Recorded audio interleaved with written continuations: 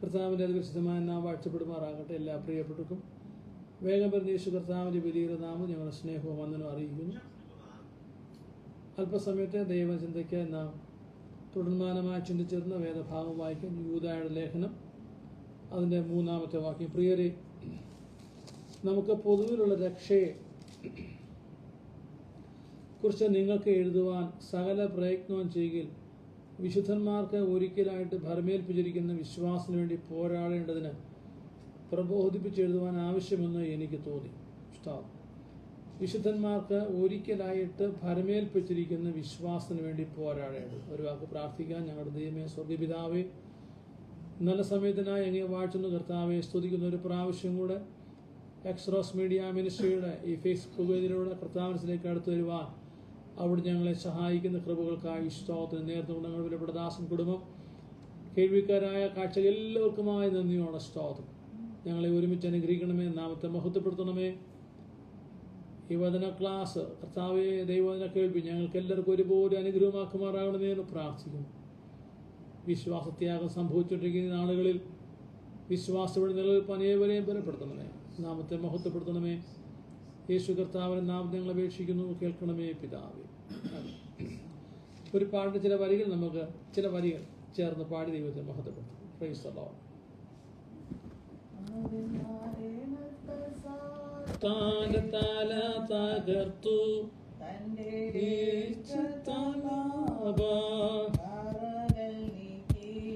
അവൻ മരണത്താൽ താന്റെ തകർത്തു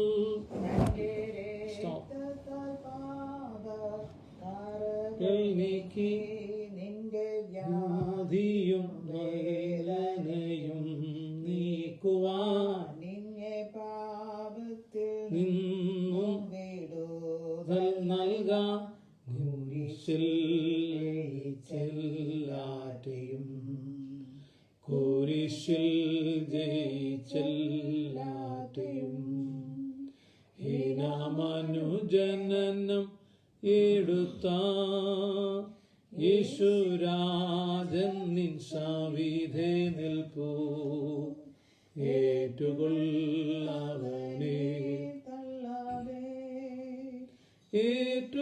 ഏറ്റുകൊള്ളവനെ തള്ളാതെ കൈകളിൽ കാൽകളിൽ ആണികളാണച്ചു മുൾമുടി ചൂടിനാൻ പൊൻശിരാസതിന്മേൽ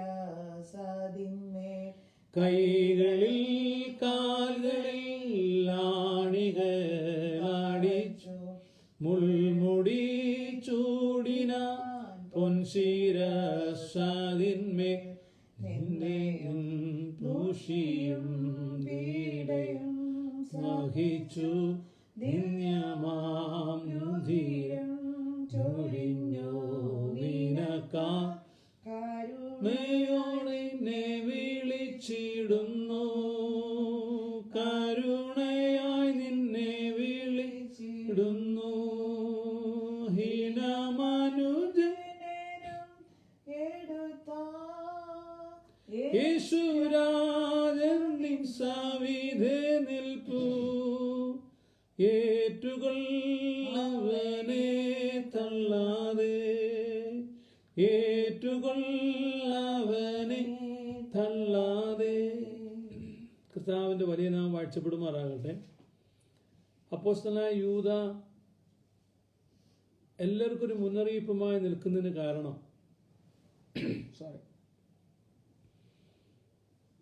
ദൈവവചനം പരന്നു, ദൈവസഭ വളർന്നു, ദേശത്തെല്ലാം ദൈവപ്രവൃത്തി വെളിപ്പെട്ടു, വിവിധ സ്ഥലങ്ങളിലും ഇടങ്ങളിലും ആരാധന ആരംഭിച്ചു. അങ്ങനെ ദൈവനാമം മഹത്വപ്പെട്ട ദേശത്ത് വലിയ പ്രവൃത്തി വെളിപ്പെട്ടുകൊണ്ടിരിക്കുമ്പോൾ ജനം വിശ്വാസത്തിന് വേണ്ടി വില കൊടുക്കാതെ കർത്താവ് ദൈവസഭയ്ക്ക് പുറത്തു പോയ സമയമുണ്ട്. കർത്താവ് പ്രകാരം പറഞ്ഞു, 2-3 പേരുടെ നാമത്തിൽ എവിടെ കൂടി വന്നാലും ഞാൻ നിങ്ങളുടെ നടുവിലുണ്ട്. നടുവിലുണ്ടായിരുന്ന കർത്താവ് ശിഷ്യന്മാരും പേടിച്ച് ഭയന്നിരുന്നപ്പോൾ കർത്താവ് അവരുടെ നടുവിൽ ഒന്ന് പറഞ്ഞു, നിങ്ങൾക്ക് സമാധാനം. നടുവിലായിരുന്ന കർത്താവ് അധികം താമസിയാതെ വെളിപ്പാട് പുസ്തകം എഴുതി വന്നപ്പോൾ നാം കാണുന്ന കർത്താവ് സഭയ്ക്ക് പുറത്തായി എന്നുള്ളതാണ്. 3-ാം അധ്യായം 20-ാം വാക്യത്തിൽ, വെളിപ്പാട് പുസ്തകം 3-ാം അധ്യായം അതിന് 20-ാമത്തെ വാക്യത്തിൽ, ഞാൻ വാതിൽക്കൽ നിന്ന് മുട്ടുന്നു. ആരെങ്കിലും എന്റെ ശബ്ദം കേട്ട് വാതിൽ തുറന്നാൽ ഞാൻ അവന്റെ അടുക്കൽ ചെന്ന് അവനോടും അവൻ എന്നോടും കൂടെ അത്താഴം കഴിക്കും. നോക്കുക, കർത്താവ് എമ്മാവുസിലേക്ക് പോയ ശിഷ്യന്മാരുടെ ഒരു കുടുംബസ്ഥരാണെന്ന് പറഞ്ഞത്, ഒരു ഭാര്യയും ഭർത്താവുമാണെന്നാണ് വ്യക്തമായ തെളിവൊന്നുമില്ലെങ്കിലും അങ്ങനെ അനുമാനിക്കുന്നവരാണ് കൂടുതൽ. ഏതുമാകട്ടെ, ഏതായാലും 2 പേർ, അവർക്ക് തർക്കവും വാദവും ഉണ്ടായിരുന്നു. തർക്കിച്ചും വാദിച്ചും മുന്നോട്ട് പോയവരോടൊപ്പം കർത്താവും പോയി അവരോട് ഒരുമിച്ചിരുന്ന് ഭക്ഷണം കഴിയും. അവർ നടുവിലായിരുന്ന കർത്താവ് ആയതുപോലെ കർത്താവ് അവരോടൊപ്പം അത്താഴം കഴിക്കുവാൻ തുടങ്ങി. അവർക്ക് അത്താഴം വിളമ്പുവാൻ തുടങ്ങി. ഇഷ്ടം. കർത്താവ് അവരോട് ഭക്ഷിക്കുന്ന ദൈവമാണ്. നമ്മുടെ കർത്താവ് നമ്മോടൊപ്പം ഭക്ഷിക്കുന്നവനാണ്, ഭക്ഷണം നൽകുന്നവനാണ്. പിന്മാറ്റക്കാരായ കർത്താവിൻ്റെ ഉയർത്തെഴുന്നേൽപ്പിന് ശേഷം ഒരു ബ്രാക്കറ്റ് പീരീഡ്, ഒട്ടസഞ്ചര സമയത്തേക്ക് പഴയ തൊഴിലിലേക്ക് പോയി പത്രോസ്. ആ കൂട്ടത്തിൽ തന്നെ പോയിട്ട് ഒരു 6 പേരെയും കൂടെ വിളിച്ചോണ്ടാണ് പോയത്. ആ സമയത്ത് നമ്മൾ കാണുന്ന കർത്താവ് അതിരാവിലെ കടൽപ്പുറത്ത് നിൽക്കുമ്പോൾ കഴിഞ്ഞ രാത്രി മുഴുവൻ വീശി വലയിറക്കി ഒന്നും കിട്ടാതെ ഭാരത്തോടായിരുന്ന ഒഴിഞ്ഞ വലയുമായി നിൽക്കുന്ന ശിഷ്യന്മാർക്ക് ഭക്ഷണം ഒരുക്കിയ കർത്താവ് അവിടെ ആയിരിക്കുന്നത്. അവരോട് വന്ന് ഭക്ഷിപ്പിൻ. കല്ലിൽ ചുട്ട അടയും മീനുമൊക്കെ ഉണ്ടായിരുന്നു.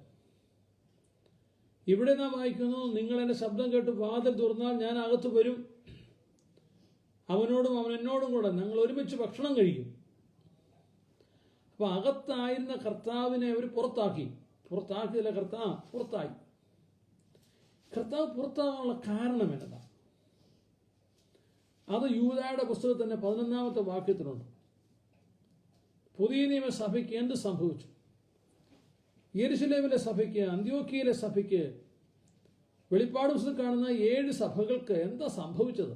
ദൈവസഭയ്ക്ക് എന്ത് സംഭവിച്ചു?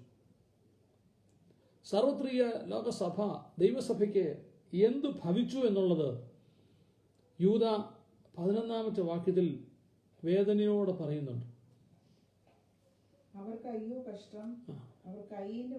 അവർ കയ്യിന്റെ വഴിയിൽ നടക്കുകയും കൂലി ഒതിച്ച് ബിലെയാമിന്റെ വഞ്ചനയിൽ തങ്ങളെ തന്നെ ഏൽപ്പിക്കുകയും ഓരകിന്റെ മത്സരത്തിൽ നശിച്ചു പോവുകയും ചെയ്യുന്നു. നോക്കുക, ദൈവസഭയ്ക്കകത്ത്, പുതിയ നിയമസഭയ്ക്കകത്ത് പഴയ നിയമത്തിൽ സംഭവിച്ച ചില കാര്യങ്ങൾ പറയുക. അന്നുണ്ടായിരുന്ന ആളുകളെ പോലെ ചിലർ ഇന്ന് പുതിയ നിയമസഭയ്ക്കകത്ത് വന്നു. അതാണ് സഭയുടെ മൂല്യശോഷണത്തിന് കാരണം, സഭ പിടിപെട്ടു പോകാൻ കാരണം, സഭ ആത്മീയ തകർച്ചയെ വരാൻ കാരണം, വിശ്വാസികളുടെ ദുർഗതിക്ക് കാരണം ഈ 3 കാര്യങ്ങളാണ് പറയുന്നത്. ഒന്ന് കയീൻ, ബിലെയാം, കോരഹ്. ഈ 3 പഴയ നിയമത്തിൽ കണ്ട് നമ്മൾ വിട്ടുപോയവരാണ്. എന്നാൽ പുതിയ നിയമസഭയിൽ ഈ 3 പോരാഞ്ഞിട്ട് ഈസബേലിനെ നമുക്ക് കാണാനായിട്ട് സാധിക്കും. ഇവർ നിമിത്തമാണ് സത്യമാർഗം ദുഷിക്കപ്പെടുവാൻ തക്കണം ഇടയായി തീർന്നു. പ്രിയമുള്ളവരെ, അന്ന് ആദ്യ നൂറ്റാണ്ടിൽ തന്നെ അങ്ങനെ സംഭവിച്ചുവെങ്കിൽ ഈ കാലഘട്ടത്തിലും അതുതന്നെയാണ് നമ്മൾ കണ്ടുകൊണ്ടിരിക്കുന്നത്. വളരെ ഭാരത്തിലാണ്, വേദനയിലാണ്. ദൈവവചനം അനുസരിച്ച് ജീവിക്കുവാൻ ആഗ്രഹിക്കുന്നവർ, ദൈവത്തിൻ്റെ ജീവനുള്ള വചനം അതുപോലെ പ്രസംഗിക്കുന്നവർ, ജീവിതത്തിൻ്റെ ഏടുകളിൽ കുറവുകളും കുറ്റങ്ങളും വരുമ്പോൾ പരിശുദ്ധാത്മാവ് ആ കാര്യം ഓർമ്മിക്കുമ്പോൾ അത് ഏറ്റെടുക്കുന്നവർക്ക് ഒക്കെ വളരെ ഭാരവും പ്രയാസവും ഉണ്ടാകുന്നതാണ് ഈ 2023-24 ദിവസങ്ങളിലെ വിഷയങ്ങളെല്ലാം തന്നെ. കയ്യിനെ സംബന്ധിച്ച് കയ്യിൻ്റെ ആത്മാവ് ഇന്ന് ദൈവസഭയ്ക്കകത്ത് അനവധിയായിട്ടുണ്ട്.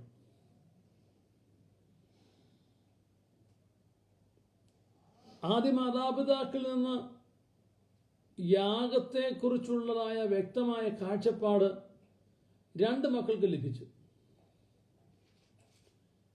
അവരതിനു മുൻപ് യാഗം കഴിച്ചായിട്ട് കാണുന്നില്ലെങ്കിലും മാതാപിതാക്കൾ കർത്താവിന് ദൈവത്തിന് യാഗം കഴിക്കുന്നത് കണ്ടു വളർന്ന മക്കൾ അവർ യാഗം കഴിക്കാൻ പ്രാപ്തരായപ്പോൾ ആടിനെ കൊണ്ടുപോയി അവർ തന്നെ അതിൻ്റെ കഴുത്തെറുത്ത് തോല് പൊളിച്ച്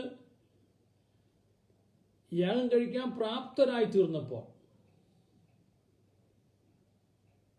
2 പേരും യാഗവസ്തുവുമായിട്ട് കടന്നു പോവുകയാണ്. പ്രിയമുള്ളവരെ, അന്ന് പഴയ നിയമകാലത്തിൽ ആ ആൺമക്കൾ 2 പേരും അവർക്ക് യാഗം എന്തിനാണെന്നും യാഗം നടത്തണമെന്നും ബോധ്യപ്പെട്ട സമയത്ത്, അല്ലാതെ അവരുടെ ശിശുപ്രായത്തിലല്ല. ശിശുപ്രായത്തിൽ അവർ അപ്പനോടും അമ്മയോടും യാഗത്തിന് കൂടിയവരാണ്. എന്നാൽ ഈ യാഗം നടക്കുമ്പോൾ മാതാപിതാക്കൾ അവരോടൊപ്പം ഇല്ല. അവർക്ക് തന്നെ യാഗത്തിൻ്റെ കാര്യങ്ങൾ ബോധ്യമായി. അങ്ങനെ വന്നതുകൊണ്ടാണ് അവർ യാഗവസ്തുക്കളുമായി പോവുക. എന്നാൽ ഇളയവനാകട്ടെ യാഗവസ്തു മാതാപിതാക്കൾ യാഗം കഴിക്കുന്നത് കണ്ടുവളർന്നു. 2 പേരും കണ്ടുവളർന്നവരാ. രക്തം ചൊരിഞ്ഞിട്ടില്ലാതെ വിമോചനമില്ലെന്നുള്ള അറിവ് ലഭിച്ച പ്രാപിച്ചവർ ഹാബേൽ ആട്ടിൻകുട്ടിയുമായിട്ടാണ് പോകുന്നത്. രക്തം ചൊരിയണം വിമോചനത്തിനായി. എൻ്റെ മാതാപിതാക്കൾ, നമ്മളിത് പറയുകയാണെങ്കിൽ ആദ്യ മാതാപിതാക്കൾ എന്നാണ് പറയുന്നത്. അന്ന് കായീനും ഹാബേലിനും പറയുന്നത് ഞങ്ങളുടെ മാതാപിതാക്കൾ തെറ്റ് ചെയ്തു, ദൈവത്തിൻ്റെ പക്കൽ നിന്ന് ശിക്ഷ ഏറ്റുവാങ്ങിയവരാണ്. അവരോട് പിന്നത്തേതിൽ ഇനി വരാൻ പോകുന്ന സകല മാനവ കുലത്തോടും ദൈവം ചെയ്ത നിയമമാണ് കർത്താവായ യേശു ക്രിസ്തുവിലുള്ളതായ പാപമോചനവും രക്ഷയും. അന്ന് ആട്ടിൻകുട്ടി അറുത്തു. അതിനോട് രക്തം ചൊരിഞ്ഞ് പാപപരിഹാരം പ്രാപിക്കണമെന്നുള്ളത് ബോധ്യപ്പെട്ട 2 പേർക്കും ബോധ്യപ്പെട്ടതാണ്. പക്ഷേ ഹാബേല് മാത്രം അത് ഏറ്റെടുത്തു. അപ്പനും അമ്മയും ഹാബേലിനോട് മാത്രം പറഞ്ഞ് കായീനെ ഒഴിവാക്കിയതല്ല. 2 പേരും ഒരുപോലെ കേട്ടു. അതുകൊണ്ടാണ് 2 പേരും യാഗത്തിന് പുറപ്പെട്ടത്. എന്നാൽ കായീന് പറയാനുള്ളത്, ഞാൻ കൃഷിക്കാരനാണ്, എനിക്ക് ഹാബേലിനെ പോലെ ആടിനെ കൊണ്ട് പോകേണ്ട കാര്യമില്ല, എനിക്കുള്ളതുകൊണ്ട് ഞാൻ യാഗം കഴിക്കുകയാണ്. എൻ്റെ യാഗത്തിൽ ദൈവം പ്രസാദിക്കുന്നുവെങ്കിൽ പ്രസാദിക്കട്ടെ എന്ന് പൊതുവിൽ പറഞ്ഞായിട്ട് നമുക്ക് കാണുന്നില്ല. ആത്മകഥം പറഞ്ഞു എന്നുള്ള കാര്യം നമുക്കറിയില്ല. ഏതായാലും ഒരു സ്വേച്ഛാരാധന, എനിക്കിങ്ങനെ പറ്റത്തുള്ളൂ, ഇതാ ഞാൻ ചെയ്യാൻ പോകുന്നത്. ജീവനുള്ള യാഗത്തേക്കാൾ ഞാൻ കൃഷിക്കാരനായതുകൊണ്ട് എനിക്കാണ് ലഭിച്ചതായ കൃഷിഫലത്തിൽ ഞാൻ കരുതുന്നു അതിൽ ഏറ്റവും വലുത് തന്നെ, ഉത്തമമായത് തന്നെയായിരിക്കും കായീൻ കൊണ്ടുപോയത്. പക്ഷെ അത് ദൈവപ്രസാദം ലഭിക്കുന്നതല്ലായിരുന്നു. അദ്ദേഹം കൊണ്ടുപോയ എന്താണോ വെജിറ്റബിൾ, ആ ഫലം മുറിച്ചാൽ ഒരു തുള്ളി പോലും രക്തം പുറത്തു വരുന്നില്ല. വലിയ മത്തങ്ങയോ വലിയ വെള്ളരിക്കയോ എന്താണാവോ, അദ്ദേഹത്തിന്റെ കൃഷിഫലത്തിൽ ഏറ്റവും നല്ലത്, ഉത്തമവും വലുതുമായത് അദ്ദേഹം കൊണ്ടുപോയിട്ടുണ്ടാവും. എന്നാൽ അത് മുറിച്ചാൽ ഒരു തുള്ളി രക്തം പുറത്തു വരത്തില്ല. എന്നാൽ ഹാബേലിന്റെ യാഗത്തിൽ ദൈവം പ്രസാദിക്കാൻ കാരണം ഒരു ജീവനുള്ള ബലിയാണ് നടത്തിയത്. രക്തം ചൊരിഞ്ഞു, ദൈവം പ്രസാദിച്ചു. പ്രിയമുള്ളവരെ, ഈ നാളുകളിൽ ദൈവവചനം മുഴങ്ങിക്കേൾക്കുന്ന പോലെ കഴിഞ്ഞ നാളുകളെങ്ങും ദൈവവചനം കേട്ടിട്ടില്ല. ഇതിപ്പോൾ എക്സോഡസ് മീഡിയ മിനിസ്ട്രിയുടെ ഈ ഫേസ്ബുക്ക് ചാനലിലൂടെ തന്നെ ഇടതടവില്ലാതെ ദൈവവചനം ലോകം മുഴുവൻ കേട്ടുകൊണ്ടിരിക്കുക. കേൾക്കുന്നവർ ഫോർവേഡ് ചെയ്യുന്നു. ദൈവവചനം കേൾക്കുന്നു. മാനസാന്തരം, രക്ഷാസ്നാനം, വേർപാട്, സത്യത്തിലെ ആത്മാവിലുള്ള ആരാധന എന്നുള്ളത് ഈ നാളുകളിൽ സമുദായസ്ഥർ കേൾക്കാതിരിക്കുന്നില്ല. ഹൈന്ദവർ കേൾക്കുന്നുണ്ട്, ഇതര മതസ്ഥർ ഇത് കേട്ടുകൊണ്ടിരിക്കുകയാണ്. അനേകരുടെ സാക്ഷ്യങ്ങൾ കേൾക്കുന്നുണ്ട്. യേശു കർത്താവ് വിടുവിച്ച വിധങ്ങളെക്കുറിച്ച് കേൾക്കുന്നു. മദ്യപന്മാർ, വിഗ്രഹാരാധികൾ, നിരീശ്വരവാദികൾ, ഇവരൊക്കെ ദൈവപ്രവൃത്തിയെ കേട്ടുകൊണ്ടിരിക്കുന്നുണ്ട്. ഒട്ടനവധി ഫേസ്ബുക്ക് പേജുകളിലൂടെ ഓരോ ദിവസം ഒരു സമയത്ത് പോലും പ്രസംഗം നടക്കാതിരിക്കുന്നില്ല. അതുപോലെ ദൈവവചനം ഘോഷിച്ചുകൊണ്ടിരിക്കുകയാണ്. അതുപോരാഞ്ഞ സൂം മീറ്റിങ്ങുകൾ, അതെല്ലാ ഭാഷകളിലും സോഷ്യൽ മീഡിയയിലൂടെ, ഈ നവമാധ്യമത്തിലൂടെ ഇടതടവില്ലാതെ ദൈവവചനം കേട്ടുകൊണ്ടിരിക്കുകയാണ്. എന്നാൽ ഈ കേൾക്കുന്നതിൽ എത്ര പേര് ദൈവവചനം അനുസരിക്കുന്നു? പലരും കയ്യിനെ പോലെ. ഇന്നും ഞാൻ എൻ്റെ കസിൻ ബ്രദറിനോട് സംസാരിച്ചപ്പോൾ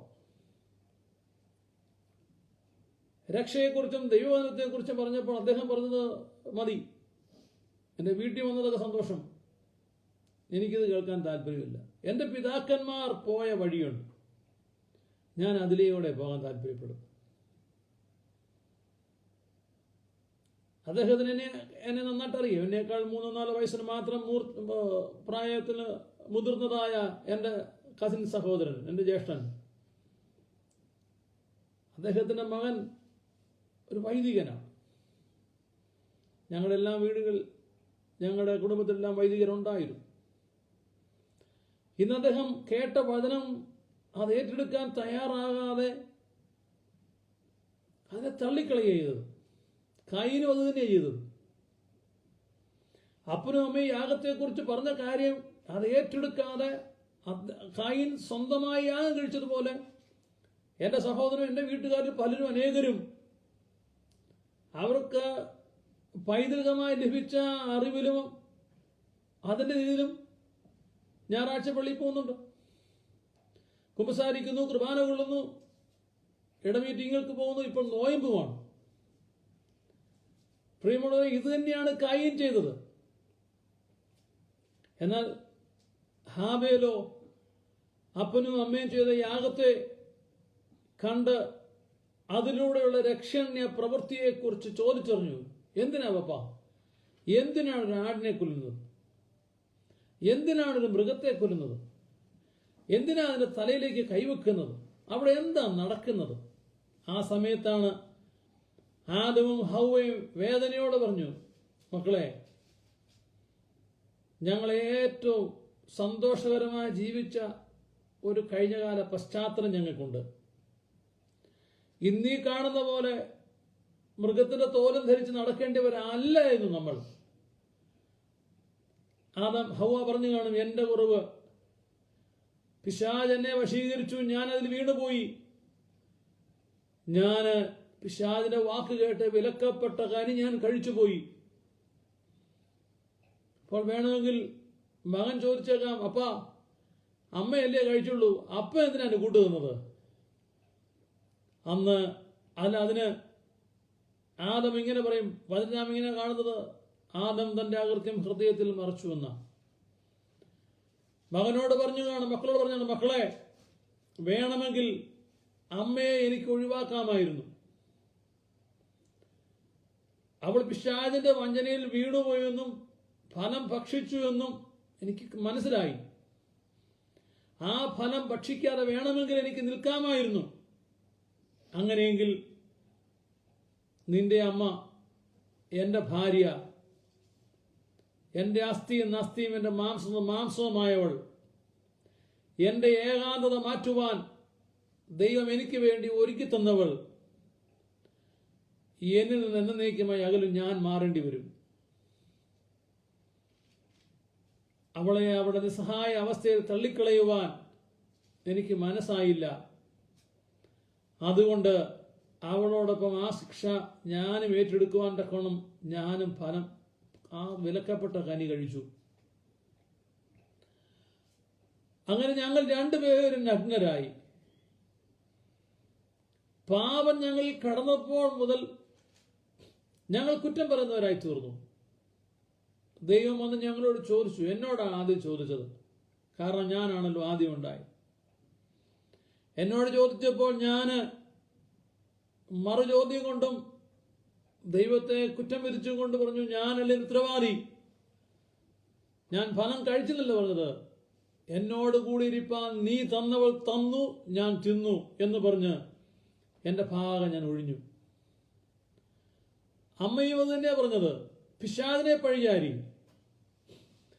അതിനു മുൻപ് ഞാൻ ആ വിലക്കപ്പെട്ട കനി കഴിക്കുന്നതിന് മുമ്പ് നിന്റെ അമ്മയെ പഴിചാരിയില്ല, നിങ്ങളുടെ അമ്മയെ പഴിചാരിയില്ല, കുറ്റം പറഞ്ഞില്ല.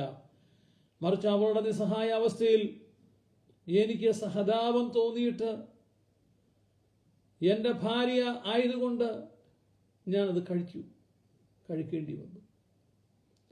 എന്നാൽ ഞങ്ങളെ രണ്ടുപേരെയും തള്ളിക്കളയുവാൻ, അല്ല മാനവകുലത്തെ മുഴുവൻ തള്ളിക്കളയുവാൻ ദൈവത്തിന് മനസ്സില്ലാഞ്ഞതുകൊണ്ട് ഏദൻ തോട്ടത്തിൽ വന്നവൻ ഞങ്ങൾക്ക് വേണ്ടി, അല്ല നമുക്ക് എല്ലാവർക്കും വേണ്ടി ഒരു അത്ഭുതം പ്രവർത്തിച്ചു. അന്നൊരു വാഗ്ദത്തം നൽകി, സ്ത്രീയുടെ സന്തതിയായ ഒരുവൻ വരും. ആ സ്ത്രീയുടെ സന്തതിയായവൻ വന്ന് പിശാചിന്റെ തലയെ തകർക്കും. മാനവജാതിക്ക് വേണ്ടി ഒരു യാഗമുണ്ടെന്നും ദൈവകുഞ്ഞാടായവൻ വരുമെന്നും, ഇതാ ലോകസ്ഥാപനമേ അറുക്കപ്പെട്ട കുരളറുക്കപ്പെട്ട ദൈവകുഞ്ഞാടെന്ന് പറഞ്ഞവൻ ഭൂമിയിലേക്ക് വരുമെന്നും, അവന്റെ യാഗത്തിന്റെ നിഴലായി രക്തം ചൊരിഞ്ഞുള്ള യാഗം ആരാധന നടത്തണമെന്ന് ഞങ്ങളൊക്കെ അന്ന് ബോധ്യപ്പെട്ടു. മക്കളെ, അതുകൊണ്ടാണ് ഈ ആട് ഒരു തെറ്റും ചെയ്തതല്ല.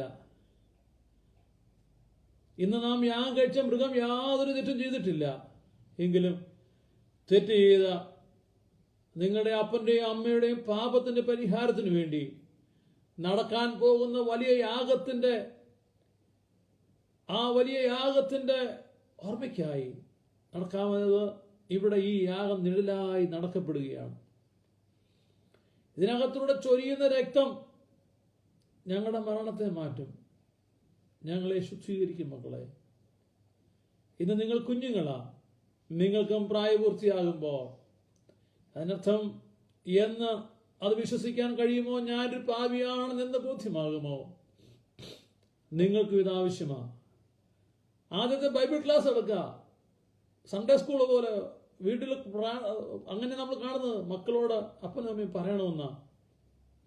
അങ്ങനെ ആദ്യത്തെ ആ ബൈബിൾ ക്ലാസ്സിൽ പങ്കെടുത്ത ഹാബേലും കായീനും അവർ വളർന്നു വന്നപ്പോൾ അവർക്ക് ബോധ്യമായി, ഞങ്ങൾക്കും രക്ഷ ആവശ്യമുണ്ട്, മാനസാന്തരം ആവശ്യമുണ്ട്, രക്ഷ ആവശ്യമുണ്ട്, ഞങ്ങൾക്ക് യാഗം ആവശ്യമുണ്ട്.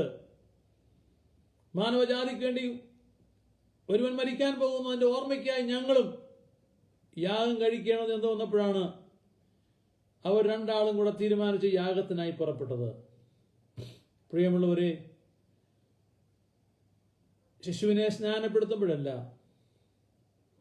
കൗമാരക്കാരനെ ആ തരത്തിൽ കൊണ്ടുപോകുമ്പോഴല്ല, മുതിർന്നു വരുമ്പോൾ, വളർന്നു വരുമ്പോൾ പാപത്തെ പാപമെന്നും ദോഷത്തെ ദോഷമെന്ന് കണ്ട്, അയ്യോ ഞാൻ അരിഷ്ടനായ ഒരു മനുഷ്യനാണ്, പാപത്തിന് അധീനനായ മനുഷ്യനാണ്, എന്നെ പാപത്തിൽ നിന്ന് ആര് രക്ഷിക്കും?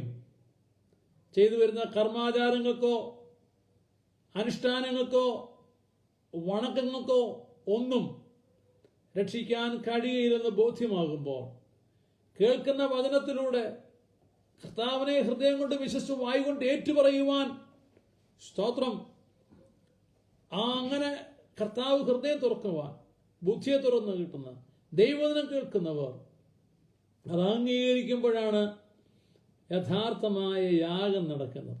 സ്തോത്രം. എന്നാൽ അങ്ങനെ കർത്താവായ യേശുവിനെ കണ്ടുമുട്ടി രക്ഷിക്കപ്പെട്ട് മാനസാന്തരപ്പെട്ട് രക്ഷിക്കപ്പെട്ട് സ്നാനപ്പെട്ട് ദൈവകൃപ വന്ന ദൈവമക്കൾക്കായി ഞാൻ ദൈവത്തെ സ്തുതിക്കുന്നു. സ്തോത്രം.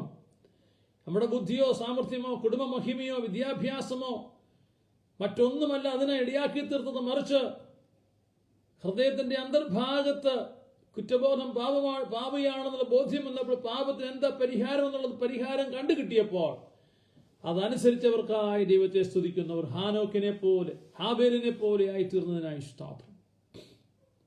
എന്നാൽ കയീൻ അങ്ങനല്ല. ഒട്ടനവധി ദൈവ സന്ദേശങ്ങൾ ഈ ദിവസങ്ങൾ നിങ്ങൾ കേൾക്കുന്നില്ലേ പ്രിയരെ? എങ്കിലും ഞാൻ നിൽക്കുന്ന എൻ്റെ പള്ളി വിട്ട് എനിക്ക് മുൻപേ ആയിരുന്ന എൻ്റെ പിതാക്കന്മാരെ പോലെ ഞാനും ആകുമെന്ന് പറഞ്ഞ് പിടിച്ചു നിൽക്കുന്ന കയീന്റെ സന്തതി പരമ്പരയിലുള്ളവരെ ഒരു കാര്യം ഓർത്തുകൊള്ളുക, ഒരു ഓട്ടം അനിവാര്യമായി വരുന്നുണ്ട്. പാപത്തുനിന്ന് പാപത്തിലേക്ക് നീങ്ങിക്കൊണ്ടിരിക്കും. ഒടുവിൽ നിത്യരക്ഷയോ സമാധാനമോ സ്വസ്ഥതയോ ഇല്ലാതെ അലഞ്ഞിരിഞ്ഞ് കയ്യൻ പോയതുപോലെ നിത്യാഗ്നി നരകാഗ്നിയിൽ ആയിത്തീരും. സ്തോത്രം. ഹല്ലേലൂയ.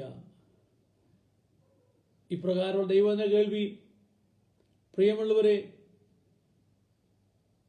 പള്ളി മാറ്റാനും മറ്റൊന്നിനുമല്ല, മറിച്ച് നിത്യജീവന്റെ വഴിയിലേക്ക് എത്തുവാനുള്ളതായ ദൈവത്തിന്റെ വചനമാണ്. എൻ്റെ കസിൻ സഹോദരൻ പറഞ്ഞ് ഇതിൻ്റെ ഒന്നും ആവശ്യം എനിക്കിരുന്ന അദ്ദേഹത്തോട് ഇപ്രകാരം പറഞ്ഞു, ഇന്ന് ഞാൻ ഈ പറയുന്ന ദൈവത്തിന്റെ വചനം എൻ്റെ ചേട്ടാ നിങ്ങൾ കേട്ടനുസരിച്ചാൽ നിത്യത അവകാശമാക്കും. ഇല്ല എങ്കിൽ നിങ്ങൾ ഒന്നുകൂടെ മനസ്സിലാക്കിയാൽ യാതനാസ്ഥലത്ത് കിടന്ന ധനവാൻ ഇപ്രകാരം പറഞ്ഞു, ലാസറിനെ എൻ്റെ അടുക്കലേക്ക് അയക്കണം, എനിക്കിതിരി വെള്ളം വേണം. അത് നിഷേധിക്കപ്പെട്ടപ്പോൾ പിന്നത്തെ ആവശ്യം, ആദ്യത്തേത് നിഷേധിക്കപ്പോൾ പിന്നെ അപ്പീൽ കൊടുക്കുക, വീണ്ടും റിക്വസ്റ്റ് കൊടുക്കുകയാണ്. അങ്ങനെയെങ്കിൽ അവനെ എൻ്റെ വീട്ടിലേക്ക് അയക്കണം. ലാസർ ചെല്ലട്ടെ, എൻ്റെ വീട്ടിലെല്ലാവരോടും സാക്ഷ്യം പറയട്ടെ, അവർ മാനസാന്തരപ്പെടും.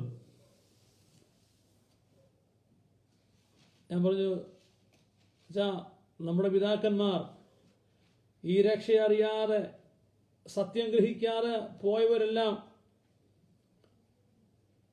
ഇന്നെവിടെയാണെന്നറിയാവോ? അവർ നിത്യത പ്രാപിച്ചില്ല എങ്കിൽ ദണ്ഡിക്കപ്പെടുന്ന സ്ഥലത്ത് നിന്നവർക്ക് പറയാനുള്ളത്, എൻ്റെ മോനെ, അവൻ പറയുന്നത് കേൾക്ക്, രക്ഷിക്കപ്പെട്ട് കർത്താവിന്റെ കൽപ്പന അനുസരിച്ച് വ്യർത്ഥമായ പിതൃപാരമ്പര്യങ്ങളും ആചാരങ്ങളും അനുഷ്ഠാനങ്ങളും എല്ലാം വിട്ടുകളഞ്ഞ് ദൈവത്തിനെ ശ്രദ്ധിക്കൂ എന്ന് നിങ്ങൾക്കൊരു സന്ദേശം ഉണ്ടാകുമെന്ന് പറഞ്ഞു. അന്നേരം എൻ്റെ ജ്യേഷ്ഠൻ പറഞ്ഞതാണ്, സാരമില്ല, അന്ന് ഞാൻ ഏറ്റെന്ന്. ഇത് തന്നെയാണ് കയീനും പറഞ്ഞത്. എനിക്കുള്ളത് കൊണ്ട് ഞാനായിരിക്കുന്നു, എനിക്ക് ഇതിൽ കൂടുതൽ ആവശ്യമില്ല. ഒടുവിൽ കയീൻ എന്ത് സംഭവിച്ചു എന്നുള്ളത് നമുക്ക് മനസ്സിലാകുന്നുണ്ടല്ലോ. അടുത്തത് യൂദാ തന്നെ പറഞ്ഞ അടുത്തൊരാളുടെ പേരാണ് ബിലയാം. ബിലയാം ദൈവസഭയ്ക്കകത്ത് വളരെ പൂണ് നടന്നൊരു മനുഷ്യനാണ്, അല്ലെങ്കിൽ ആ ഉപദേശം. ബിലയാമിന്റെ ഉപദേശത്തെ കുറിച്ച് കാണുന്നത് വെളിപ്പാട് പുസ്തകം 2-ാം അധ്യായത്തിന്റെ 14-ാമത്തെ വാക്യത്തിലാണ്. അവിടെ സഭയിൽ ആ ഉപദേശവുമായി നിൽക്കുന്നവരുണ്ടായിരുന്നു. 2-ാം അധ്യായത്തിന്റെ 14-ാമത്തെ വാക്യം. എങ്കിലും നിന്നെ കുറിച്ച് കുറഞ്ഞ ഒരു കുറ്റം പറയുവാനുണ്ട്. ഇസ്രായേൽ മക്കൾ വിഗ്രഹാർപ്പണം തിന്നേണ്ടതിനും ദുർനടപ്പ് ആചരിക്കേണ്ടതിനും അവരുടെ മുമ്പിൽ ഇടർച്ച വയ്ക്കുവാൻ ബാലാക്കിന് ഉപദേശിച്ചു കൊടുത്ത ബിലിയാമിന്റെ ഉപദേശം പിടിച്ചിരിക്കുന്നവർ അവിടെ നിൽക്കുന്നുണ്ട്. പെർഗമോസിലെ സഭയ്ക്ക് അവിടുത്തെ പ്രാദേശിക സഭയുള്ള ദൂതാണ്. ആ സഭയ്ക്കുള്ള ആലോചനയാണ് ഇന്ന് ഓരോ കൂടിവരവുകളിലും അവിടെ നടക്കുന്ന കാര്യങ്ങളെക്കുറിച്ച് പറഞ്ഞാൽ വല്ലാത്ത കാര്യങ്ങളാണ്. മാനസാന്തരപ്പെടുകയോ മാനസാന്തരം ആവശ്യമില്ലാത്ത വിഷയത്തിലേക്ക് വരികയാണ്. ദൈവസഭ ഒരു സൊസൈറ്റി അല്ല. പക്ഷേ ഇതിന് മുന്നിൽ നിന്നവർ പ്രാരംഭം കുറിച്ചവരല്ല. ഇതിന് മുന്നിൽ നിന്നവർ ഇങ്ങനൊരു കൂടിവരം ഉണ്ടായപ്പോൾ കൈകൊട്ടും പാട്ടും പ്രാർത്ഥനയും ആരാധനയുമേ ദൈവം മുൻപാകെ നിന്നവർ, സമുദായം വിട്ടു വന്നവർ, അവരായിരുന്ന മണ്ഡലങ്ങൾ വിട്ട് ഹൈന്ദവ, നാമധേയ ക്രൈസ്തവ, ഇതര കൂട്ടങ്ങൾ വിട്ടു വന്നവർ സത്യത്തിലും ആത്മാവിലും ആരാധിച്ചു വന്നപ്പോൾ അവർക്കിത് ഒരു കൂട്ടമായി കൊണ്ടുപോകുവാൻ ഒരു രജിസ്ട്രേഷൻ ആവശ്യമായി വന്നപ്പോൾ അവിടെ മുതൽ പിശാച് കയറാൻ തുടങ്ങി. ഓരോ കൂട്ടരും ഇന്ന് കാണുന്ന പെന്തക്കോസ്ത സഭകളെന്ന് പറയുന്നവരുടെ എല്ലാവരുടെയും മിക്കവാറും പേരും ആദ്യം എഴുതിയ ബയലോ എല്ലാവരും പല പ്രാവശ്യം മാറ്റി എഴുതി. സൗകര്യാർത്ഥം, തങ്ങളുടെ ഇഷ്ടത്തിനൊത്തവണ്ണം, തങ്ങൾക്ക് ബോധിച്ചതുപോലെ തങ്ങൾക്കുള്ളവരെ തിരികെ കയറ്റാനും തങ്ങളുടെ സ്ഥാനവും മാനവും നിലനിർത്താനും വേണ്ടി ഓരോരുത്തരും അഹമഹിയ ഭരണഘടന എന്ന് പറഞ്ഞുണ്ടാക്കിയത് തിരുത്താൻ തുടങ്ങി. തുടക്കത്തിൽ നിർമ്മല മനസ്സാക്ഷി തുടങ്ങിയതാണ് ആരാധന. ആ ആരാധനയിൽ തീ കത്തി, ഭൂതങ്ങൾ അലറിയോടി, രോഗികൾ സൗഖ്യമായി, ചിത്തഭ്രമക്കാരെ ചങ്ങലയിട്ട് കൊണ്ടുവന്ന ചിത്തഭ്രമക്കാരെ ചങ്ങലയഴിച്ചു വിടാൻ ഇടയായി തീർന്നു. പാമ്പ് കടിയേറ്റ് മരണത്തോടടുത്തവര് ഓടി നടക്കുവാൻ ഇടയായി തീർന്നു. പേവിഷബാധ ഏറ്റവർ മരണമല്ലാതെ മറ്റൊന്നുമില്ലാതിരുന്നവരെ സൗഖ്യമാകാൻ ഇടയായി തീർന്നു. ദൈവത്തിന്റെ വലിയ പ്രവൃത്തി ഈ നൂറ്റാണ്ടിൽ ആരും അല്ലെങ്കിൽ പെന്തക്കോസ്തിന്റെ പ്രവർത്തനം കേരളക്കരയിൽ മലങ്കരയിൽ ഉണ്ടായ സമയത്ത് വളരമായി വരും.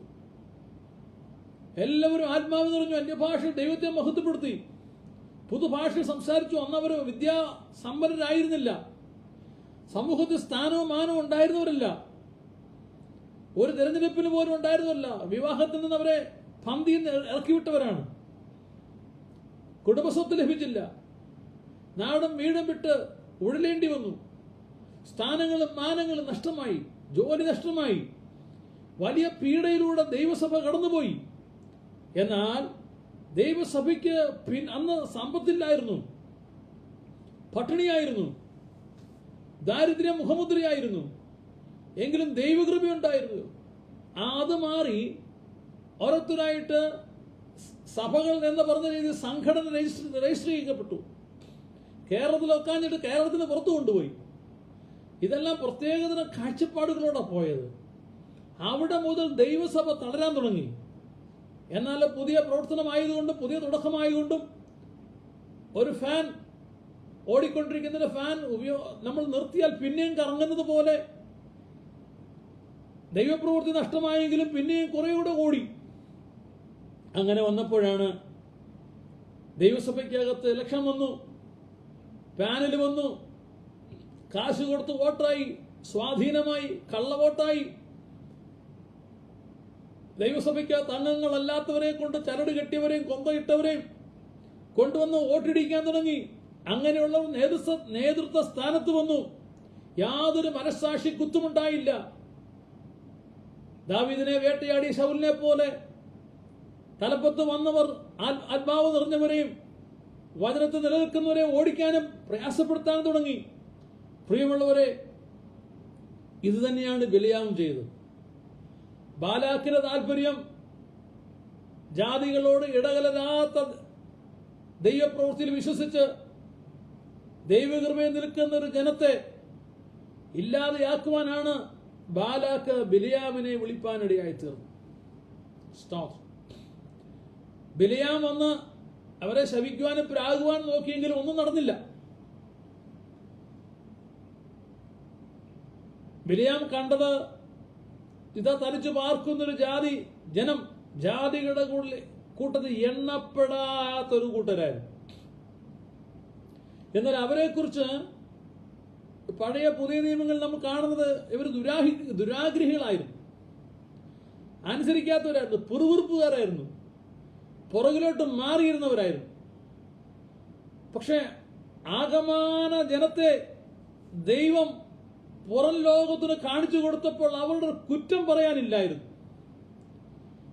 ആകമാന ജനത്തെ, തന്റെ ജനത്തെ, മോശമുഖാന്തരം വന്ന ജനത്തെ പിന്നത്തിൽ അടുത്ത ആളുടെ അടുക്കിലേക്ക് പോകുമ്പോഴും ആകമാന ഇസ്രായേൽ സഭയ്ക്ക് കുറ്റങ്ങളുടെ കൂമ്പാരം അതിനകത്തുണ്ടായിരുന്നു. ആദ്യം ലഭിച്ച മന്ന അവർ നല്ല സന്തോഷത്തോടെ തേൻ കൂട്ടി കഴിച്ചത് ദോശ പോലെ കഴിച്ചവരാണ്. പിന്നത്തേത് എണ്ണ ചേർത്ത ദോശ പോലായി. പിന്നത്തേത് അവർക്ക് ഒരു വിലയില്ലാത്തതായി മാറിയപ്പോഴും അവരുടെ അവരുടെ കൊറ്റിന് ആഹാരം, മുട്ടിന് ആഹാരം ദൈവം കൊടുത്തുകൊണ്ടിരിക്കുക. സ്തോത്രം. കാടപക്ഷിയും പാറയിൽ നിന്നുള്ള വെള്ളവും അവർക്ക് ലഭിച്ചുകൊണ്ടിരിക്കുക. ഇത് ലഭിച്ച് അത് കഴിക്കുന്നവർ തന്നെ മരിച്ചു വീണുകൊണ്ടിരിക്കുക. എന്നിട്ടും അവരെ നോക്കി പുറം ലോകത്തെ ഒരു മനുഷ്യനോട് ദൈവം കൊടുത്ത വെളിപ്പാടിതാണ്. ഇവർ, സ്തോത്രം, മറ്റുള്ളവരോട് കലരാതിരിക്കുന്ന ജനം. ലോകജാതിയുടെ മുമ്പിൽ ദൈവം അവരെ പരിഹാസ വിഷയമാക്കി മാറ്റിയില്ല, പരസ്യകോലമാക്കി മാറ്റിയില്ല. പക്ഷെ ഇന്ന് ഫേസ്ബുക്കിലും വാട്സാപ്പിലും എല്ലാം പരസ്യകോലമാകുക. ഇന്ന് അതുകൊണ്ട് സമുദായക്കാർ, നമ്മുടെ പെന്തക്കോസ്തുകാരുടെ കുറവുകളും കുറ്റങ്ങളും എല്ലാം അറിഞ്ഞുകൊണ്ടിരിക്കുക. കള്ളവോട്ടിടുന്നതും, വോട്ടിന് അപ്പച്ചട്ടി വാങ്ങിച്ചതും, പണം വാങ്ങിച്ചതും, വസ്ത്രം വാങ്ങിച്ചതും, വോട്ടിന് ഉപകാരമായി പറ്റ പലതും വാങ്ങി വോട്ടിട്ട കാര്യങ്ങളും അത് അട്ടിമറിച്ചതും എല്ലാം നാട്ടുകാര്, എല്ലാ ജനവും അറിഞ്ഞുകൊണ്ടിരിക്കുക. എന്നാൽ ഇസ്രായേൽ ജനത്തിന്റെ കുറവുകളും കുറ്റങ്ങളും ദൈവം പുറം ലോകത്തെ അറിയിച്ചില്ല. എങ്കിലും ദൈവം ബിലെയാമിന്റെ കയ്യിൽ തന്റെ ജനത്തെ വിട്ടുകൊടുത്തില്ല, ശാപത്തിന് ഏൽപ്പിച്ചു കൊടുത്തില്ല. അതുകൊണ്ടാണ് ഇന്നും കോടതി വ്യവഹാരങ്ങളിലേക്ക് എത്തിച്ചേർന്നാൽ തന്നെയും പലപ്പോഴും ന്യായമല്ലാത്ത ഭാഗത്ത് ജയം കിട്ടാത്തത്, എന്ന് പറഞ്ഞാൽ തോൽവി വരാത്തത്. അന്യായമായ കൊടുക്കുന്ന കോടതി വ്യവഹാരത്തിൽ ന്യായമായ ഭാഗത്ത് നീതി ലഭിക്കുന്നതിന് കാരണം അതാണ്, ദൈവം സഭയെ വിട്ടുകൊടുക്കാത്തതുകൊണ്ടാണ്. അങ്ങനെ ദൈവസഭ മുന്നോട്ട് പോകുന്ന കണ്ടപ്പോൾ അതിൽ പ്രകോപിക്കപ്പെട്ട ബിലെയാം ചെറിയൊരു ബുദ്ധി പറഞ്ഞു കൊടുത്തു. ആ ബുദ്ധിയാണ് നാം വായിച്ചത് വെളിപ്പാട് പുസ്തകം 2-ാം അധ്യായത്തിന്റെ 14-ാമത്തെ വാക്യം. സ്തോത്രം. വെളിപ്പാട് പുസ്തകം 2-ാം അധ്യായത്തിന്റെ 14-ാമത്തെ വാക്യത്തിൽ നിന്നെക്കുറിച്ച് കുറ്റം പറയാനുണ്ട്. ദൈവസഭയെക്കുറിച്ച്, പെർഗമസഭയെക്കുറിച്ച് നിന്നെക്കുറിച്ച് കുറ്റം പറയാനുണ്ട്. എന്താ കുറ്റം? ഇസ്രായേൽ മക്കൾ വിഗ്രഹാർപ്പിതം തിന്നുവാൻ, ദുർനടപ്പാതിരിക്കുവാൻ ബുദ്ധി പറഞ്ഞു കൊടുത്തു. 2 കാര്യമാണ് അന്നത്തെ സഭയ്ക്ക് സംഭവിച്ചത്. വിഗ്രഹാർപ്പിതം തിന്നു. ഇന്നും പെന്തക്കോസ്ത് പാസ്റ്റർമാരും പെന്തക്കോസ്ത് വിശ്വാസികളും വിഗ്രഹാർപ്പിതങ്ങളുടെ പുറകെയാണ്. ക്രിസ്തുമസ് ആഘോഷിക്കുകയാണ്, പുൽക്കൂട് വയ്ക്കുന്നു, നക്ഷത്ര വിളക്ക് തൂക്കുന്നു, കേക്ക് മുറിക്കുന്നു, കരോൾ നടത്തുന്നു, വിഷുവിന് ആശംസ. ജാതികളുടെ സകല ആചാരങ്ങളും അനുഷ്ഠാനങ്ങളും ഇന്ന് പെന്തക്കോസ്തുകാരൻ ഏറ്റെടുത്തു. ദേശീയ ഉത്സവം എന്ന് പറഞ്ഞ് ഓണവും അവൻ ആചരിക്കുക.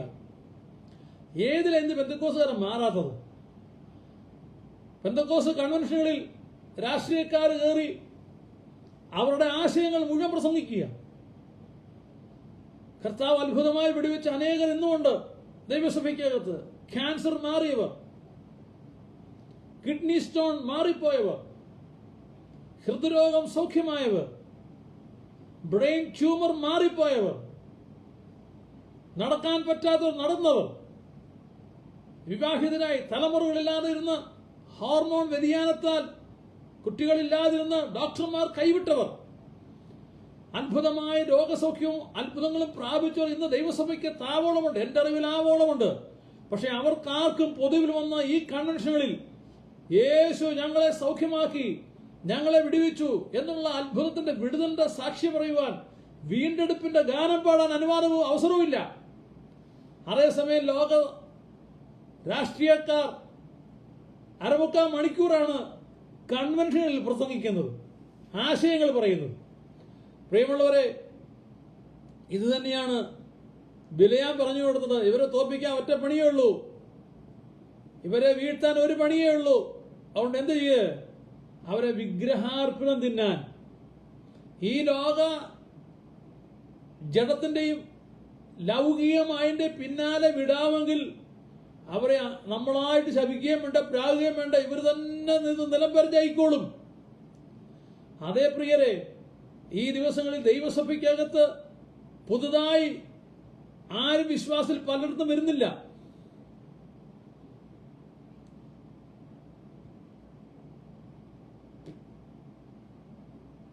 നാമധേ ക്രൈസ്തവരോ അക്രൈസ്തവരോ രക്ഷിക്കപ്പെട്ട് രോഗസൗഖ്യം പ്രാപിച്ചു വരുന്നില്ല, സ്നാനപ്പെടുന്നില്ല. മക്കളെയും കൊച്ചുമക്കളെയും പിടിച്ച് സ്നാനപ്പെടുത്തുന്നതല്ലാതെ ദൈവസഭയ്ക്കകത്ത് സ്നാനമില്ല. പുതുതായിട്ട് ആരും വരുന്നില്ല, പുതിയ പ്രവർത്തനങ്ങളില്ല.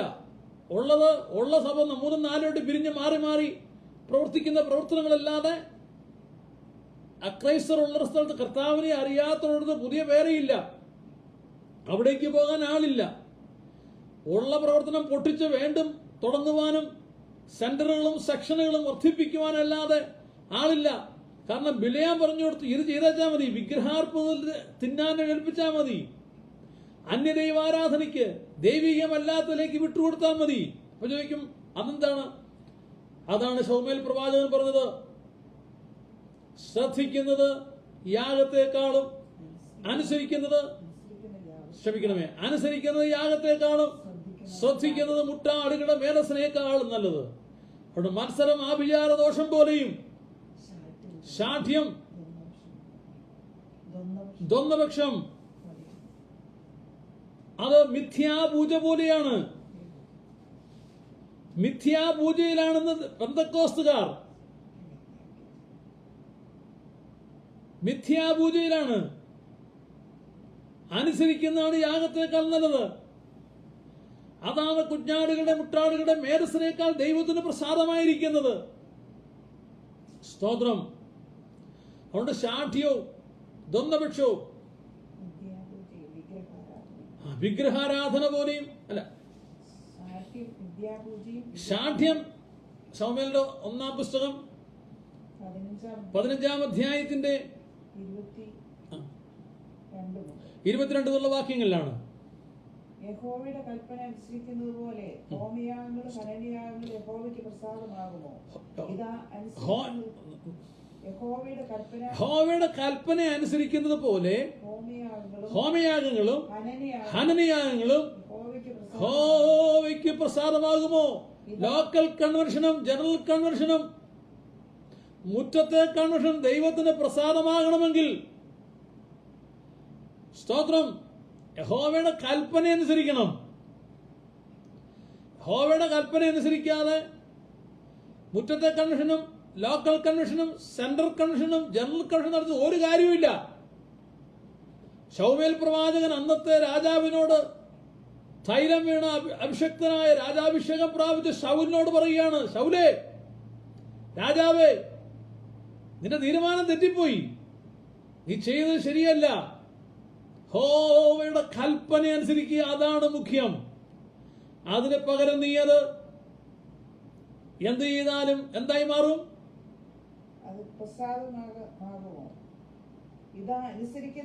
അനുസരിക്കുന്നത്, കർത്താവിന്റെ കൽപ്പന അനുസരിക്കുന്നത് യാഗത്തെക്കാളും കർത്താവിന്റെ വാക്കുകൾ ശ്രദ്ധിക്കുന്നത് മുട്ടാടുകളുടെ മേധസ്സിനേക്കാളും നല്ലതാണ്. അതധികം പ്രസാദിക്കുന്നത്. എന്നിട്ട് അടുത്ത് പറയാണ് മത്സരം. അപ്പൊ ദൈവത്തിന്റെ വചനത്തെ അനുസരിക്കാതെ കൽപ്പനയെ അനുസരിക്കാതെ മത്സരിക്കുകയാണ് ഇത്. ദൈവത്തോട് മത്സരിച്ചു. ദൈവം പറഞ്ഞത് നീ അമാലേക്കിനെ നിർമൂലമാക്കണം, അവന്റെ ഒന്നും എടുക്കരുത്, നിശേഷം ശപഥാർപ്പിതമായിരിക്കണം എന്ന് പറഞ്ഞു വിട്ടപ്പോൾ അദ്ദേഹത്തിന്റെ നേരത്ത് കൊഴുത്തതിനെ മെഴുത്തതിനെ എല്ലാം കൊണ്ടുവന്നു. ഇന്നും അതാണ്. അഭിഷേകം പ്രാപിച്ചവർ ദൈവസഭയ്ക്കകത്ത് നേതൃസ്ഥാനങ്ങളിലില്ല, കൗൺസിലിനും കമ്മിറ്റിക്കകത്തുമില്ല. റിട്ടയേർഡ് പ്രൊഫസറും റിട്ടയേർഡ് ഡയറക്ടറും റിട്ടയേർഡ് പാർട്ടികളുമായിരുന്ന ഏറ്റവും കൂടുതൽ ദൈവസഭയ്ക്കകത്ത്. ദൈവാത്മ നിയോഗത്താൽ പ്രവർത്തിക്കുന്നവർ കുറഞ്ഞു. അഥവാ ആരെങ്കിലും അങ്ങനെ ഉണ്ടെങ്കിൽ തന്നെ റിട്ടയേർഡ് പാർട്ടികളാ പിന്നെ ചക്രം ഭരിക്കുന്നത്, രഥം അവരെ കടിഞ്ഞാണിടുന്നത്. അതിനകത്ത് എന്തോരം ഗുണമുണ്ടാകും. സ്തോത്രം. ഇതെല്ലാം ബിലയാമിന്റെ ഉപദേശമാണ്. ദൈവാത്മാവിന്റെ ഉപദേശത്തിലല്ല ദൈവസഭ ഇന്ന് പോയിക്കൊണ്ടിരിക്കുന്നത്. അതുകൊണ്ടാണ് യൂദ വേദനയോടെ പറഞ്ഞത്, സ്തോത്രം. നിന്റെ പക്കൽ ഭരമേൽപ്പിച്ചിരിക്കുന്ന വിശ്വാസത്തെ അത് സംരക്ഷിക്കുവാൻ നീ പോരാടണം. അത് ഒരിക്കലായി നിന്റെ പക്കൽ ലഭിച്ചതാണ്. അതിനുവേണ്ടി പോരാടണമെന്ന് പറയാൻ കാരണം എന്താണ്? പ്രബോധിപ്പിച്ചെഴുതുവാൻ കാരണം ഇതാണ്. പുതിയ നിയമസഭയ്ക്കകത്ത് കയീൻ കയറി, ബിലയാം കയറി. ബിലയാമിന്റെ ഉപദേശം പിടിച്ചിരിക്കുന്നവരാണ് ഏറ്റവും കൂടുതൽ ദൈവസഭയ്ക്കകത്ത്. അതുകൊണ്ട് ദൈവസഭ കോടതി വ്യവഹാരങ്ങളിൽ വലിച്ചടിക്കപ്പെടുകയാണ്. ദൈവസഭ കോടതി വ്യവഹാരങ്ങളിലൂടെ കടന്നു പോവുകയാണ്. ദശാംശ സ്തോത്രകാഴ്ചയിൽ ലഭിച്ച പണം, തലവരി കിട്ടിയ പണം, ദൈവനാമത്തിൽ ദൈവം അനുഗ്രഹിച്ച പണ്ടത്തെ കഷ്ടപ്പാടിൽ, ഞെരുക്കത്തിൽ, കഷ്ടതയിൽ, ഇല്ലായ്മയെ ദൈവത്തിന് നൽകിയപ്പോൾ ദൈവം സമൃദ്ധിയായി അനുഗ്രഹിച്ചത് ആമർത്തി കൂലിക്ക് തിരിച്ച് ദൈവം മടിയിലേക്ക് ഇട്ടുകൊടുത്തത് ഇന്ന് കോടതികളിൽ, പോലീസ് സ്റ്റേഷനുകളിൽ, ഇതര സ്ഥലങ്ങളിൽ കൊടുത്തുകൊണ്ടിരിക്കുകയാണ്. ബിലയാമിന്റെ ഉപദേശം പിടിച്ചവർ. അത് ഗുണ്ടകളെ വിളിക്കുവാനൊരു കുഴപ്പമില്ല, കയ്യേറ്റം ചെയ്യുന്നവരെ വിളിച്ചുകൊണ്ടും കുഴപ്പമില്ല. സ്തോത്രം. ഇവിടെ പറയുന്നു, ബിലയാമിന്റെ ഉപദേശം പിടിച്ചതിനെ കൊണ്ട് അവർ, അതുകൊണ്ടാണ് നാം വായിച്ചത് ശമൂവേലിന്റെ പുസ്തകത്തിൽ. അവിടെ പറയുകയാണ്, മത്സരം ആഭിചാര ദോഷം പോലെയും കൂടോത്രം ചെയ്യുന്ന പോലെയാണെന്ന്. ദൈവദാസന്മാരോട്, ദൈവസഭയോട്, വിശ്വാസികളോട് മത്സരിക്കുന്നുവെങ്കിൽ, അടുത്തുള്ള പ്രവർത്തനത്തോട് മത്സരിക്കുന്നുവെങ്കിൽ ആഭിചാരം ചെയ്യുകയാണെന്ന്. കേരളത്തിന്റെ മധ്യഭാഗത്തുള്ള ഒരു ജില്ലയിൽ ഒരിക്കൽ ഒരു യുവ സുവിശേഷകൻ പുതുതായി പ്രവർത്തനത്തിന് വന്നു. അദ്ദേഹം വന്ന ആദ്യത്തെ ദിവസം അവിടെ ഉദ്ഘാടനം ചെയ്തു. അദ്ദേഹത്തിന്റെ നേതൃസ്ഥാനത്തുള്ളപ്പോൾ നന്ദി പ്രകാശിപ്പിക്കുവാനും ഒക്കെയായിട്ട് അദ്ദേഹം സമയം കൊടുത്തപ്പോൾ അദ്ദേഹം ആദ്യം പറഞ്ഞത്, ഇവിടുന്ന് അല്പം മാറി ഒരു പെന്തക്കോസ്ത് സഭയുണ്ട്, ഞാനത് പൊട്ടിക്കും. ഇവിടെ അവിടുത്തെ ആളുകളെല്ലാം കൊണ്ട് ഞാൻ ആരാധിക്കും. സ്തോത്രം. അദ്ദേഹം പറയുന്നത്, അവിടുത്തെ ദൈവപ്രവർത്തനം ഞാൻ പൊട്ടിക്കും, അതിനെ ഞാൻ തളർത്തും, അവിടെയുള്ള വിശ്വാസികളെല്ലാം ഞാൻ ഇവിടെ ഞാൻ ആരാധിപ്പിക്കും. എങ്ങനെയുണ്ട് കാഴ്ചപ്പാട്? മത്സരം. ഇവിധ കാഴ്ചപ്പാടോടുകൂടിയാണ് ഇന്ന് ശുശ്രൂഷകന്മാർ, സുവിശേഷകന്മാർ, സഭാ കൗൺസിൽ സെക്രട്ടറിമാർ എന്ന് വേണ്ട പലരുമായിരിക്കുന്നത്. ഞാൻ പൊട്ടിക്കും. ഏതിനെയാ? ആരെയാ? എന്റെ പ്രസ്ഥാനം വളരാൻ, ഞാൻ ഉൾപ്പെട്ടിരിക്കുന്ന കൂടിയവര് വളരാൻ, ഞാൻ തുടങ്ങിയത് വളരാൻ, എനിക്ക് ആളെ കൂട്ടാൻ ഞാൻ മറ്റത് പൊട്ടിക്കും. പ്രിയമുള്ളവരെ, ഈ ബിലയാമിന്റെ താല്പര്യം ഉള്ളവർ ഒത്തിരി പേർ നമ്മുടെ നാട്ടിലുണ്ട്. അവർ പലരും ഉത്സവം ആചരിക്കുന്നവരാണ്. ഇപ്പൊ മുറ്റത്തെ കൺവെൻഷൻ പോലെ കൺവെൻഷൻ നടത്തുന്നവരാണ്, ഉത്സവങ്ങളുള്ളവരാണ്, വിരുന്നുള്ളവരാണ്, ക്രൂസേഡ് ഉള്ളവരാണ്, കുരിശ് യുദ്ധം ഇങ്ങനെയുള്ള നടത്തുന്നതിൽ ഒരാൾ എന്നോട് ഒരിക്കൽ പറഞ്ഞതാണ്, അദ്ദേഹം ഒരു വലിയ ഈ പറഞ്ഞ ഒരു ക്രൂസേഡ് നടത്തി, അല്ലെങ്കിൽ ഒരു ഉത്സവം നടത്തി, അല്ലെങ്കിൽ ഒരു വിരുന്ന് നടത്തി. കേരളത്തിലെ ഒരു വലിയ പട്ടണത്തിൽ അദ്ദേഹത്തിന്റെ ഈ പറഞ്ഞ പരിപാടി നടത്തിയപ്പോൾ അതിന് അടുത്തുള്ളത് 4 ഓഡിറ്റോറിയങ്ങൾ അദ്ദേഹം ബുക്ക് ചെയ്തു. ഒരു സ്ഥലത്താണ് അദ്ദേഹത്തിന്റെ ഈ വിരുന്ന് നടക്കുന്നത്, അല്ലെങ്കിൽ ഉത്സവം നടക്കുന്നത്, അല്ലെങ്കിൽ ഈ പറഞ്ഞ പരിപാടി നടക്കുന്നത്. അദ്ദേഹം പറഞ്ഞതാണ്, എന്റെ ഈ വിരുന്നിൽ എല്ലാവരും സംബന്ധിക്കണം. മറ്റാരെങ്കിലും ഈ സമയത്ത് ഈ പറയപ്പെട്ട 4 സ്ഥലങ്ങൾ ബുക്ക് ചെയ്ത് അവിടെ ഒരു സുവിശേഷ യോഗം നടത്തിയാൽ എനിക്ക് ആള് കുറയും. അത് വരാതിരിക്കാൻ ദേവദാസനെ ഞാൻ ആ ബാക്കി 4 സ്ഥലങ്ങളും ഒരു സ്ഥലത്ത് 25,000 തുടങ്ങി, അതിലധികമായി തുടങ്ങിയ രൂപ മുടക്കി അദ്ദേഹം 4 സ്ഥലം, ഏകദേശം 1 ലക്ഷത്തിലധികം രൂപ, 1.5 ലക്ഷത്തോളം രൂപ അദ്ദേഹം മുടക്കിയ 4 ഹാളുകളും അല്ലെങ്കിൽ ആ സ്ഥലങ്ങളും എല്ലാം ബുക്ക് ചെയ്തിട്ടു. കാരണം ഇവിടെ ആള് കുറയാതിരിക്കാൻ. സ്തോത്രം. നോക്കൂ, ഈ ആത്മാവ് ബാധിച്ചവൻ ബിലയാമിന്റെ ഉപദേശം പിടിച്ചവനാണ്. ബിലയാമിന്റെ ഉപദേശം പറയണം, മത്സരം ആഭിചാര ദോഷം പോലെയും, മത്സരം ആഭിചാര ദോഷം പോലെയും, ശാഠ്യം മിഥ്യാപൂജയും വിഗ്രഹാരാധനയും പോലെയാണെന്ന്. അപ്പൊ ശാഠ്യത്തോടുകൂടിയ ഈ പാസ്റ്റർ ഇവിടുന്ന് മാറ്റിയിട്ട് ഞാനിനി ആരാധനയ്ക്ക് വരുന്നുള്ളൂ, ശാഠ്യമാണത്, വിഗ്രഹാരാധനയാണെന്ന്, മിഥ്യാപൂജയാണെന്ന്. വേർപെട്ടതെന്ന് പറഞ്ഞ പെന്തക്കോസ്തുകാരൻ ആ ശാഠ്യത്തോടുകൂടി ആ ശുശ്രൂഷനെ മാറ്റിയിട്ടല്ലാതെ, ആ സഹോദരനെ പുറത്താക്കിയിട്ടല്ലാതെ, ന്യായമല്ലാതെ, അന്യായം ചെയ്യുന്നതിന്റെ കാര്യമല്ല, മദ്യവനെ പുറത്താക്കുന്ന കാര്യമല്ല. സ്തോത്രം. അങ്ങനെയെങ്കിൽ ശാഠ്യം മിഥ്യാപൂജയും വിഗ്രഹാരാധനയും പോലെ ആരാധിക്കുന്നവൻ ഇന്ന് ദൈവസഭയ്ക്കകത്തുണ്ട്. ബിലയാമിന്റെ ഉപദേശം പിടിച്ചവൻ, ദുർനടപ്പാചരിക്കുവാനും അല്ല, ജനത്തെ വിഗ്രഹാരാധനയിലേക്കും ദുർനടപ്പിലേക്കും കടത്തിവിട്ടു ബിലയാം. അങ്ങനെ വന്നതുകൊണ്ട് അന്ന് ഇസ്രയേൽ സഭ തളരുവാനിടയായി തീർന്നു. അന്ന് ഇസ്രയേലിലെ മരുഭൂമിയിലെ സഭ തളരുവാനുള്ള ഒരു കാരണം, വളരെയേറെ പേർ അന്ന് നഷ്ടപ്പെട്ടു പോകാൻ, പട്ടുപോകാൻ കാരണം ബിലയാമിന്റെ ഉപദേശത്തിൽ ഒത്തിരി പേര് പിടിക്കപ്പെട്ടു. മോവാബ്യ സ്ത്രീകളുമായി ജനം പാപം ചെയ്തു.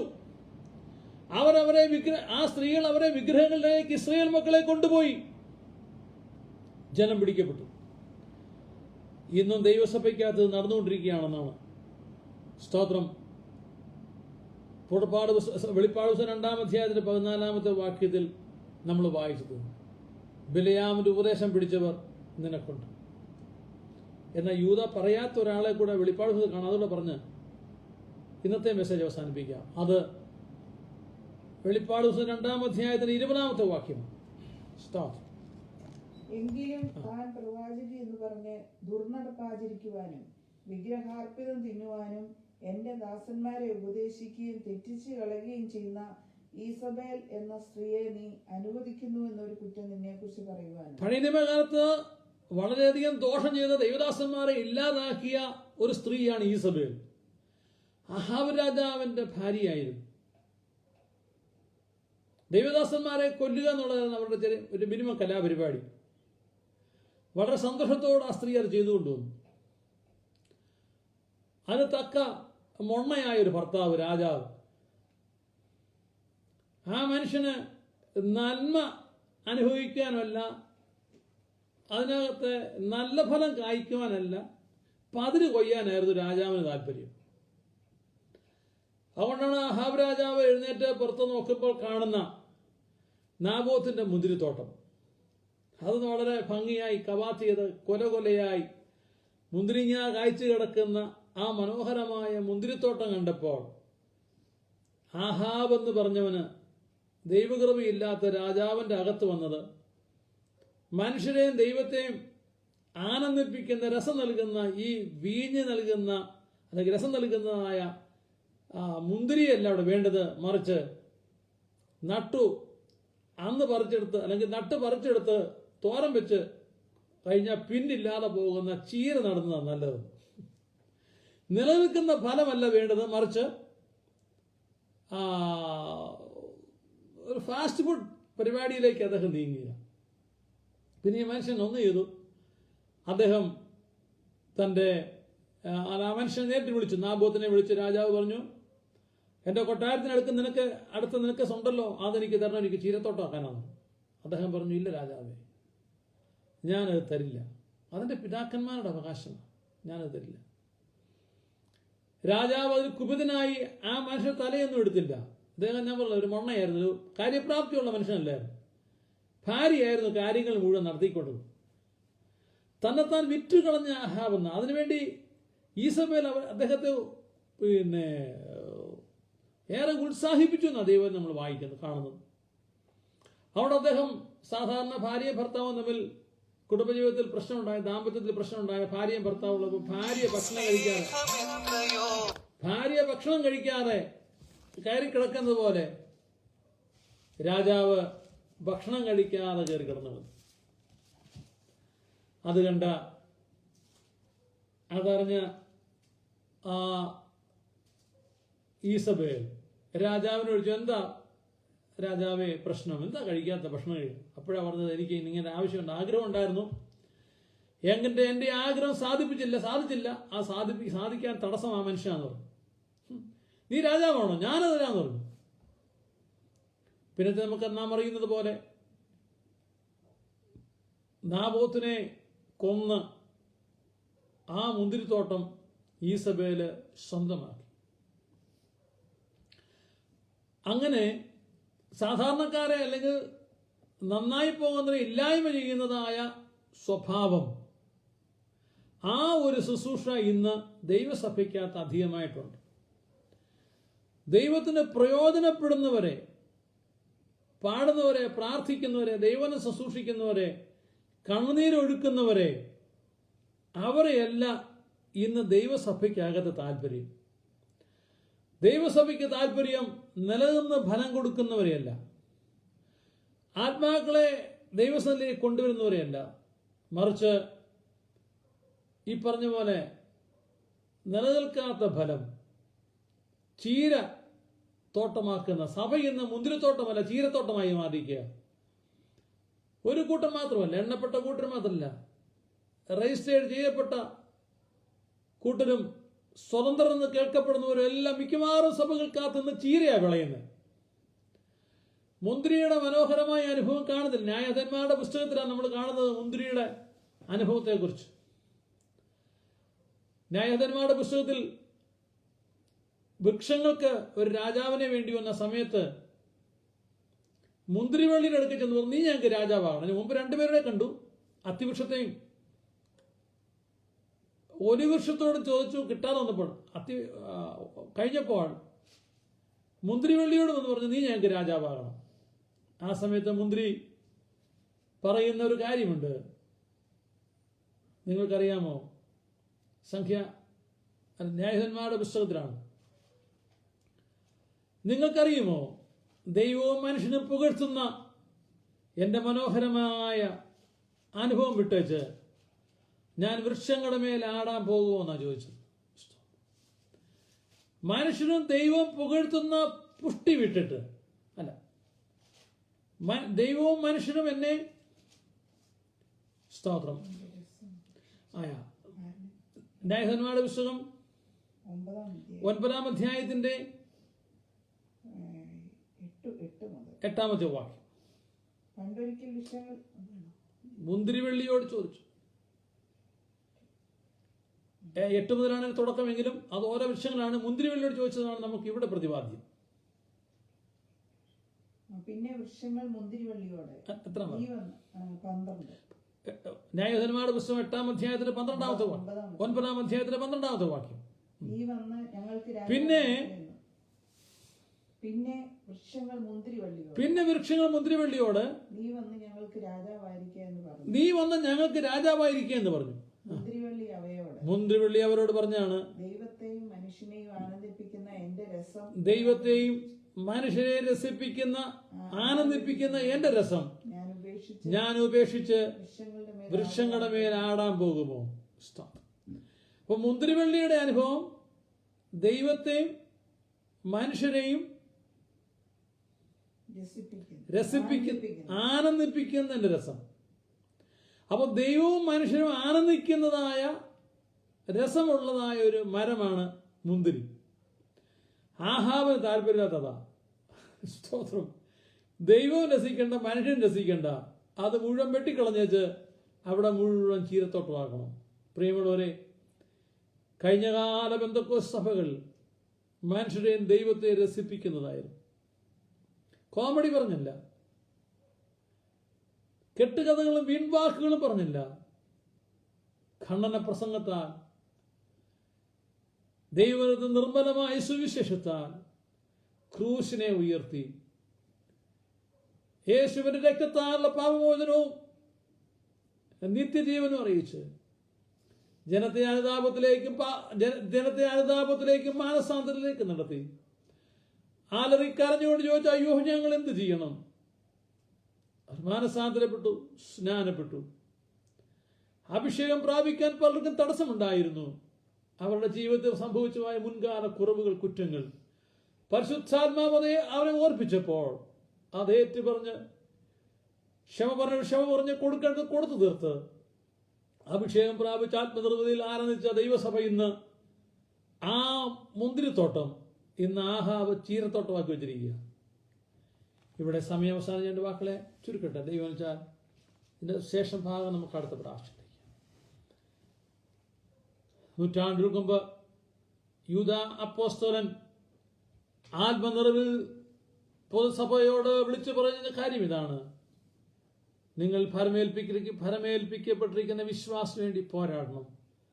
ഞങ്ങളെ ശ്രദ്ധിക്കുന്ന പ്രിയമുള്ളവരെ, ഈ എക്സ്ട്രാസ് മീഡിയ മിനിസ്ട്രിയുടെ ഫേസ്ബുക്ക് പേജിലൂടെ ദൈവനെ ശ്രദ്ധിക്കുന്ന ഏവരുമേ, ദൈവമായ കർത്താവ് നമ്മെക്കുറിച്ച് ആഗ്രഹിക്കുന്നത് നാമും ലഭിച്ച വിശ്വാസത്തിന് വേണ്ടി പോരാടുവാനിടയാകട്ടെ. കയീനുണ്ട്, ബിലയാമുണ്ട്, ഈസബേലുണ്ട്. സ്തോത്രം. ഇവരുടെ എല്ലാം പിടിയിൽപ്പെട്ടു പോകാതിരിപ്പാൻ ദൈവാത്മാ നമ്മെ സഹായിക്കട്ടെ. നമുക്ക് പ്രാർത്ഥിക്കാം. ഞങ്ങളുടെ ദൈവമേ, സ്വർഗ്ഗപിതാവേ, ഒരിക്കൽ കൂടി അവിടുത്തെ മാറ്റമില്ലാത്ത വചനം ഞങ്ങളെ കേൾപ്പിച്ചതിനായി നന്ദിയോടെ സ്തോത്രം ചെയ്യുന്നു. കേട്ട വചനം ആർക്കും ശിക്ഷാവധിക്ക് കാരണമായി തീരരുതേ. ദൈവകൃപയിൽ ഞങ്ങളെല്ലാവരുമായി സംഗതിയാക്കണമേ. നാമത്തെ മഹത്വപ്പെടുത്തണമേ. മശിഹാമൂലം അപേക്ഷിക്കുന്നു, കേൾക്കണമേ പിതാവേ. എല്ലാവർക്കും വന്ദനം. ദൈവം അനുഗ്രഹിക്കട്ടെ. ദൈവം വെച്ചാൽ നമുക്ക് വീണ്ടും കാണാം. ഓർക്കാം. God bless you all. Price the Lord.